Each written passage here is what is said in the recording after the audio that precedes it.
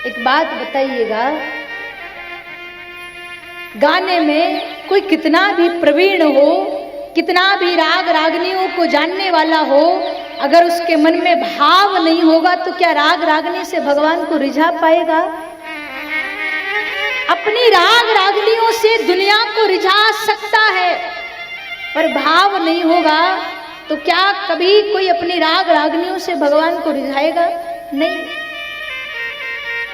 मीराबाई कहती है, गाने में भले कितना भी राग भरा हो, अगर मन में अनुराग नहीं है तो कितना भी गाओ भगवान रीझने वाले नहीं है। भगवान को रिझाने के लिए राग हो न हो प्यारे, अनुराग होना चाहिए। महाराष्ट्र के एक संत हुए श्री एकनाथ जी महाराज, विठलनाथ जी के भक्त थे।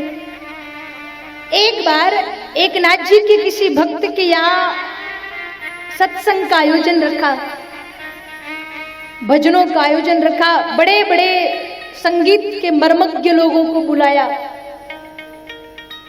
पूरा बड़ा सा मंच बनाया और सब मंच पे बड़े बड़े संगीत को जानने पहचानने वाले लोग बैठे। उसी समय श्री एकनाथ जी महाराज पहुंचे, हजारों लोग संगीत सुनने आए। तो जिसने आयोजन करवाया था उसने देखा कि गुरुजी आए हैं, प्रणाम किया और जो मंच संचालक महोदय थे ना, उनको जाके कहा कि 2 मिनट हमारे गुरुजी को समय दीजिए, पहले 2 मिनट हमारे गुरुजी आशीर्वचन कहेंगे, उसके बाद आज का आयोजन शुरू होगा। एकनाथ जी को कहा कि आप 2 मिनट संकीर्तन करिए, उसके बाद आगे का आयोजन शुरू होगा।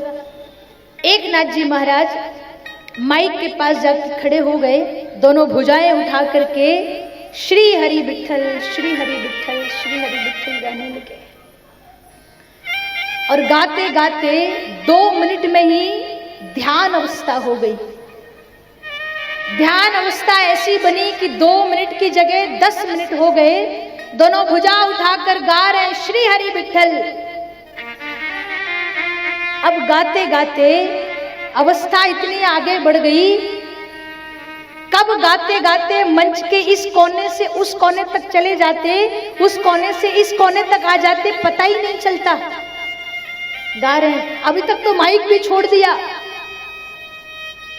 आधा घंटा हो गया, 1 घंटा हो गया, वो तो गायन बंद नहीं करे।